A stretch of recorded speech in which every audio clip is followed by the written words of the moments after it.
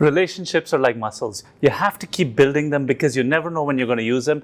And when you need to use them, you have to make sure they're actually built.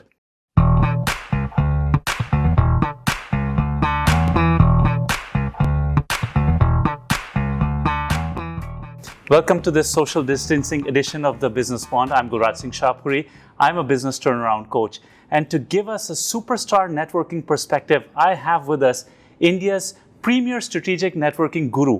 Now, he's an international trainer and a coach, and he's trusted by corporates like HSBC, Genpact, the Australia Trade Commission, KNS Partners.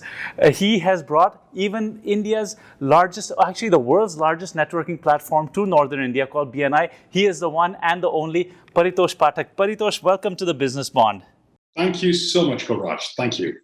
So wonderful to have you here. Paritosh, I have been a shy networker my whole life. In fact, till before I met you.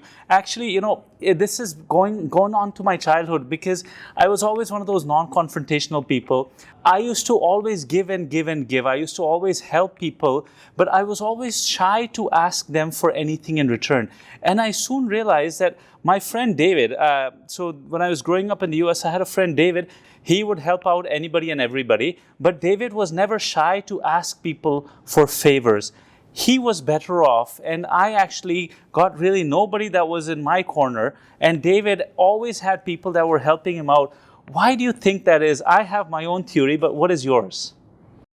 Well, it's really simple, Guraj. It's got to do with our childhood conditioning and how we've been brought up, that we've constantly been given this notion that, we got to be independent. It's not good to ask. It's not good to rely on people. And this thing is a myth. We live in a codependent network. We live in a codependent society. And one of the biggest principles of networking is the principle of asking for help. The problem comes in that a lot of people go around trying to ask for help without having given anything. Yeah. Right? Yeah. But the moment we know that we're the kind of people who contribute, who take care of our network, it's absolutely okay to ask for help as long as we're not keeping an expectation that people are going to help us out. Yeah, that's so true. I get calls from people. They know I'm a leadership trainer, and although leadership training is a tough field because you have to constantly network, that's the one thing, and secondly because you have to prove your mettle to a lot of companies, and then you get calls. I get a lot of calls from people who say, Guraj, you train in companies. Could you take me along? And you know what? I don't say much to those phone calls, and I'll say, sure. But I hang up the phone and I think, and honestly, I shouldn't be admitting this, but I think that, wasn't it called give and take? First, I usually like to give and give and give, and then before I ask for a favor. I don't know. Is that an implied rule of networking, or am I just making this up? Well, it's actually both ways.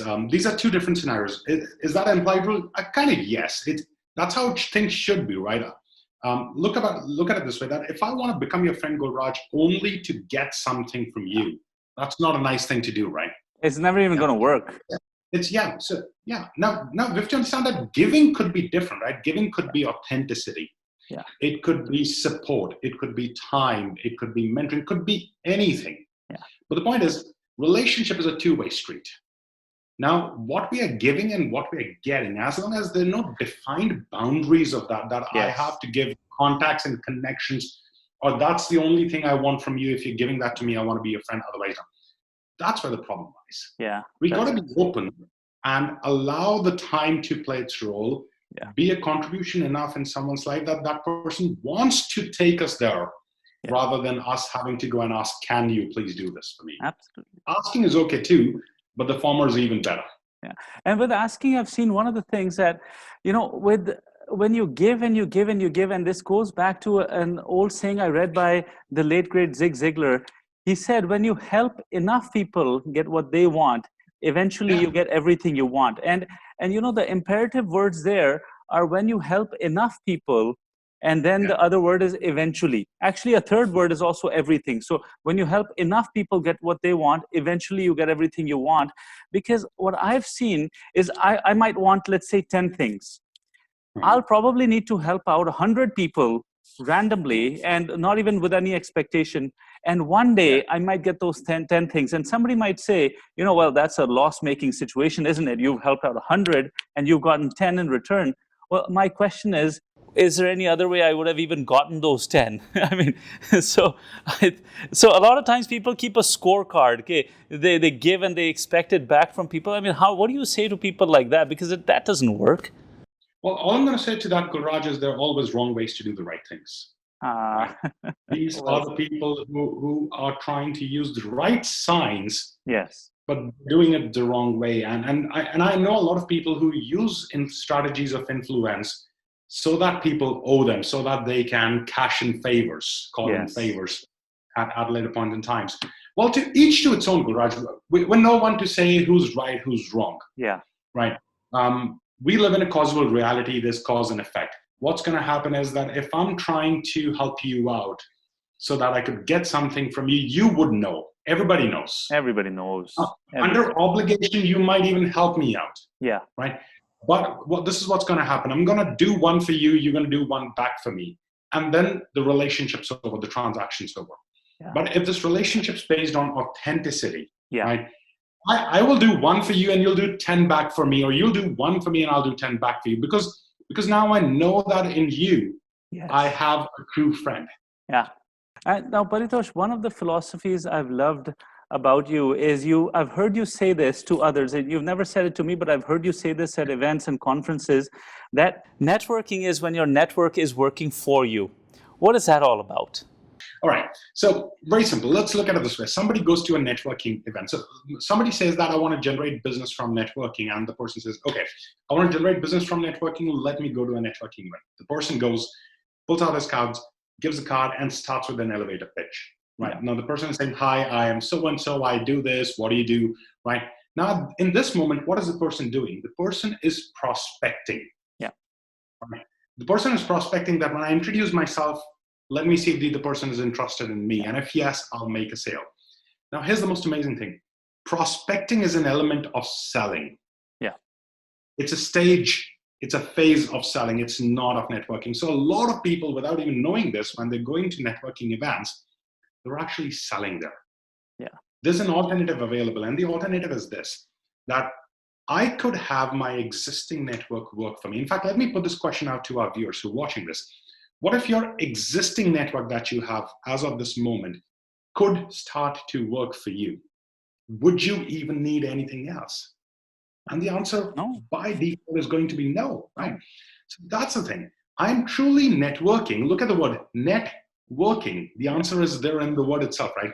When my network is working for me, right? That's the amazing stage. This is what happens with my business. I sit in my office. Business comes in. I don't really have to go out. I'm not part of business networking platforms. I don't attend too many events. And still the business comes. Now, that is the true essence of networking, when my network is working for me. In these COVID times, in this lockdown time, what is it that one should be doing? What are you doing for your network? Or what type of networking are you doing? All right. So I've been talking a lot about these past few days, Gulraj. So two very simple things. Let's understand that most people aren't sitting ready to cut checks at this point in time, right? Whether it is no buying doubt about cars, it. whether it is buying houses, whether it is buying trainings, could be, right? People are not ready to cut checks. And it's going to be a while before the economy comes back to a space where the money starts to move with the speed it was moving before. So business is not the thing that's going to happen now. So in a stage like this, the number one priority that becomes is this word, beautiful, beautiful word that I call engagement, right? And engagement is me staying in touch with my network by giving value to them. Not really reaching out and saying, hey, do you want to take my training? Hey, do you want to take my training when the COVID will be over? No. The number one priority, and that's exactly what I am doing. You asked what I'm doing, and that's what it is. My entire focus is, how can I stay relevant to my network? And how do I stay relevant? By being of value to them. Yeah. And I use this phrase these days, hashtag don't let them forget you.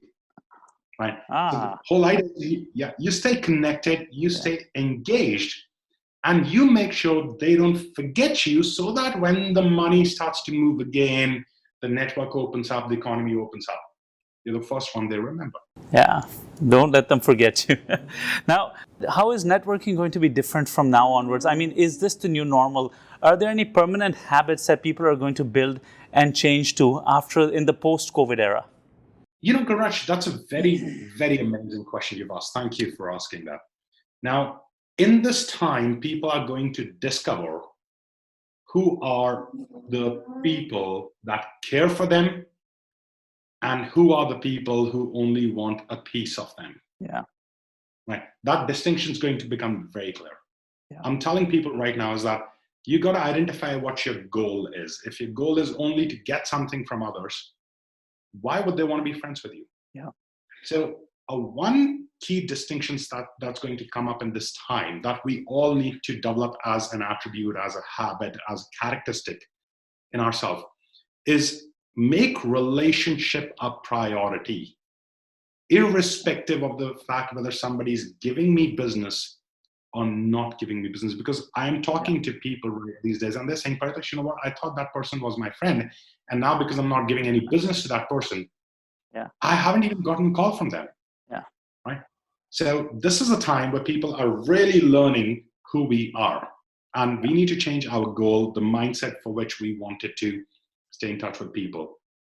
It has been okay so far because everybody was too busy to notice. Yes. Yes. Now everybody has time. Now, what are the things that people should be able to do to network effectively? Right. Gulraj, it's really simple in these days. A phone call. Yeah. Really a phone call just to say, hey, how are you doing? Yeah. I do this. I'm calling 2-3 people every day. Yes. Right. So what I've done is I've identified the top 20% of my network because it's not possible for me to give a call to everyone in my network. Yes. I've got close to 6,500 people, right, that are part of my network managed and organized. So there's no way I'm getting through to them. So I've identified what's the top 20% of my network, and I'm finding a way to stay in touch with them. And for the remainder of the network, I use emails to stay in touch with people. This thing I teach, you already know this, value letters, right? Value letters, yeah. Yes. So I do value letters. I shoot videos. I put them up, just trying to stay relevant. Yeah. But in terms of direct action, it'll be a huge, huge benefit for you guys if you were to identify what's the top 20% of your network. And if you could just be connected with them, just call a few people every day, say hello, be authentic. That is the core. That is the foundation. That is the fundamental. Be authentic when you call them, genuinely care. Right? Do that. See if you can be a contribution in their life. If yes, fantastic. Otherwise, just have a good chat. Stay in touch. Right? So true. Phone calls, videos, emails, Zoom calls, whatever works. So one of my favorite things, and this is not a quote of mine. I heard this from someone, I don't remember who. Yeah. And this person once said, the best system in the world is the one you actually use. Yeah. So there's so many options available. Pick one, do it. You said that. Oh, cool. There you go. I say that when people ask me how to get organized and what type of method they should use to actually make checklists and to-do lists and stuff. And I just say, the one you actually use. And for a long time, I was actually writing my to-do list on the table. I had a white table, 4 feet by 4 feet, and I was writing my to-do list. And every day I would stand up and I would look at it. The one that you actually use. That's hilarious. The one you actually use, yes, absolutely. So I might have really heard it from you. I'm not too sure. Yeah. I just might have heard it from you as well. No, I'm just joking. I'm sure a billion people have said that, and I've never had an original thought in my life. And I did actually one time, but I was wrong. Acha, how can people learn from you? And tell us about MNP. Have you taken that online? You know what, Gulraj? This probably has been one of the most interesting developments of my life. It's my entire program, MNP, which stands for Master Networker Program for our audience who may not know this, has been a 10-month program which over the last 8-9 years has been developed, refined, matured, perfected. Yes. To be delivered in a classroom setup, in a physical setup. Right? Is now completely seeing an alteration. Right. Yeah. So we're very soon, I think within a week or 10 days, we're taking that program online. We're setting up it as a mastermind. People will join in. They'll get the entire course. And this will make you jealous because you did not get this. I did The not moment get they sign up for the course, they'll get the entire videos for the entire program on day one. Wow. Right? Yeah. They'll But get that. because I am one of your veterans, so I'll probably be grandfathered into that scheme, right? Of course, yes. Okay, good. You and your special privileges, man. Through and through. Right. Through and through. Right. So yeah, we're doing that. We'll set that up and we'll combine that with the mastermind program where twice a month people who are participating in the MNP could come online and ask me questions. While this is completely different from what I was doing, I'm so excited about this potential because the way we'll be able to support people with this, the way we'll be able to contribute, expands so much. The number of people will be able to help. The reach will be universal. Yeah. No doubt about it. Absolutely. I'm waiting for that. Now, Never Eat Alone was the first book I ever read on networking. And you know how I read it? I was in a plane, and in the magazine in a plane, I saw an ad for this book. And while everybody fell asleep, I silently tore out the page without making any tearing noise. And that changed everything for me. What books would you recommend to people? Actually, subsequently after that book, I read Who's Got Your Back, Master Your Mind. What books would you recommend to people for learning networking in these times? Well, what I want to do is I want to talk about with you that one book that I swear by. Yeah. Right. That's what I want to do. So before I get to that book, guys, understand this. Networking has three elements to it: skill, system, and strategy. Yes. Right? These are the three S's of networking. The mistake that a lot of people are making that they constantly want to jump to strategy. Yes. How do I get more referrals? How do I talk to people, right? How do I get other person to like me? How do I follow up? How do I do this? How do I do that? So how do I do that is the strategy. And the reason these strategies don't work is because people haven't set up a system. And before that, they haven't set the right skill. So my all-time favorite book is the book on the domain of skill. And I have it right here. Where is it? Yes. And this book is a religion in itself anyways, right? Oh, yeah. The book that wrote the ABCs, it was written in 1934 or 1936 by Dale Carnegie, and my God, this is incredible. So many revised editions. Yeah. The most amazing thing about this is they're constantly doing research, they're adding new research into the book. Yeah. This book is a religion. Yeah. Right? So this era of COVID-19 is the era of skill masters, not system masters, not strategy masters. This is the era of skill masters. And if you want to master the skill, there are only two options. Either you come and learn from me or you pick this up. This is such a damn good, damn amazing book, how it has how it's shifted my perspective to life about people. Yeah. Right. And interesting enough, it's not even a book on networking. No, it's not. It really isn't. It really isn't. No, it's about relationships. That's about it. Yeah. Yes. And such a huge contribution to that. So you've read this book, guys, pick it up again. Once a month it should be read, and I'll tell you how I know this. My father gave me this book when I was 14 years old, and he said, "Oh, you got to read this book. This book is going to change your life." He used to say that about everything. "Chavan parash karaya karo, it'll change your life. Do this, everything was going to change my life." And I remember I put it away. I took it from him and I put it away. And he actually went to the length and said, "My father gave this to me when I was 14 years old, and I'm giving it to you when you're on your 14th birthday." I don't even know it's true. It could have been true because the book was written well before he was born. You know what? I read it when I was 18. I remember I was in a car ride with my friend Steve and my brother's friend Steve and my brother, and we were going to the US border.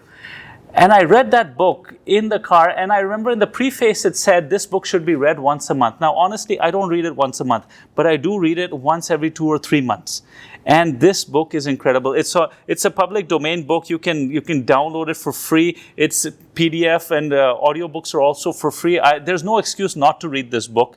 And it's such a wonderful book. Each time I read it, I think I've learned so much, and I keep wondering, well, in this new edition, have they changed everything? Because I don't remember any of this. And you know what the truth is? I'm probably reading the oldest edition of the book. Each time I read it, I get new things from this book that I never thought I even read in the first time. Imagine that.